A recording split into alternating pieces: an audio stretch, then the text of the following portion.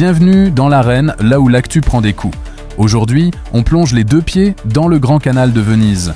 Mais pas pour une balade romantique, non. On va parler du mariage le plus indécent de l'année, celui de Jeff Bezos. Je vais te révéler 3 trucs. D'abord, le coût réel de ce cirque et comment les invités ont transformé un aéroport en parking à jet. Ensuite, comment les habitants de Venise ont accueilli le roi d'Amazon avec des banderoles et des insultes. Et le troisième point, le troisième c'est la petite pilule de cynisme que Jeff a tenté de nous faire avaler pour calmer tout le monde. Ça va te retourner le cerveau. Alors, abonne-toi, t'as 3 secondes avant que je lâche la première bombe.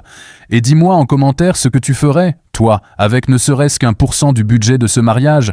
Partage cette vidéo à quelqu'un qui pense encore que les riches sont des gens comme nous. Allez, c'est parti. Le décor, Venise, ses canaux, ses palais. Le casting, Jeff Bezos, 61 ans, fortune estimée à plus de 220 milliards de dollars, et sa fiancée, Lauren Sanchez, 55 ans.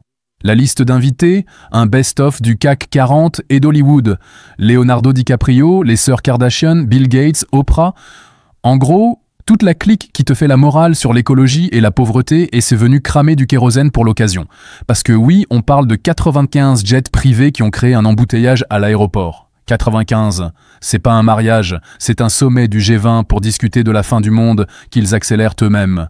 Tu trouves ça normal, toi? Et Jeff, lui, il débarque avec son yacht à 500 millions de dollars, le Kourou, un monstre des mers qui a son propre bateau de soutien parce que, pourquoi pas, le coût total de la fête? On parle de 40 millions de dollars, la bague, 5 millions.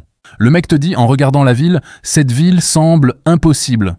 Sans blague, Jeff. Bientôt, elle sera impossible à habiter pour les Vénitiens à cause du tourisme de masse que tu incarnes à la perfection. Mais attends, tu crois que les habitants ont sorti les confettis? Pendant que la crème de la crème sirote du champagne à 10 000 € la nuit à l'hôtel, dehors, ça gronde. Un collectif s'est monté. No space for Bezos. Pas de place pour Bezos. Leur slogan est magnifique. Venise n'est pas à vendre. Des banderoles partout. Greenpeace qui s'incruste et déploie un message sur la place Saint-Marc. Si tu peux louer Venise pour ton mariage, tu peux payer plus d'impôts. Ça, c'est envoyé. Un militant résume tout. Ce mariage est un étalage pornographique de richesse. Voilà. Le mot est lâché. Il représente une injustice sociale totale. Ces gens nous demandent de faire des efforts, de bouffer moins de viande, pendant qu'ils privatisent une ville historique. Reste avec moi, la prochaine info fait mal.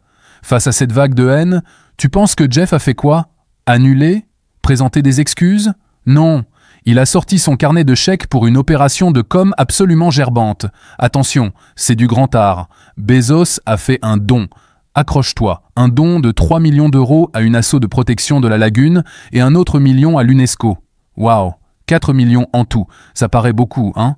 Mais ramené à sa fortune de 220 milliards, ce don représente 0,0018% de ce qu'il possède. C'est l'équivalent, pour quelqu'un qui gagne 2000 € par mois, de faire un don de 3 centimes. 3 centimes. C'est pas de la générosité, c'est une insulte. C'est le pourboire que tu laisses pour que le petit peuple arrête de se plaindre. Et pourquoi ce mariage choque plus que celui de George Clooney au même endroit en 2014? C'est simple, Clooney vend du café. Bezos, lui, a bâti un empire sur l'optimisation fiscale et des conditions de travail souvent dénoncées. Il est le symbole d'un système où les gagnants prennent tout et viennent ensuite faire la fête au milieu des perdants. Récapitulons. 1. Un mariage à 40 millions de dollars avec un défilé de jets privés dans une ville qui coule. 2. Une révolte des habitants qui refusent de voir leur ville transformée en parc d'attractions pour milliardaires. 3. Une tentative de calmer la colère avec des dons qui sont une véritable insulte à l'intelligence. La punchline finale, la question qui tue. Est-ce que le vrai problème, c'est Jeff Bezos lui-même, ou est-ce que c'est nous qui avons créé un monde où un seul homme peut se payer le luxe de privatiser un joyau de l'humanité pendant qu'on nous demande de trier nos déchets? Lâche ton avis en commentaire. Ce mariage, c'est une démonstration de puissance ou le sommet de l'indécence? Balance un like si t'as compris que le ruissellement, c'est juste le champagne qui déborde de leur coupe. Et abonne-toi avec la cloche, parce que la prochaine fois, on parlera d'un truc encore plus fou. On se retrouve vite, porte-toi bien. Et n'oubliez jamais, tout ce qu'on vous raconte n'engage que vous.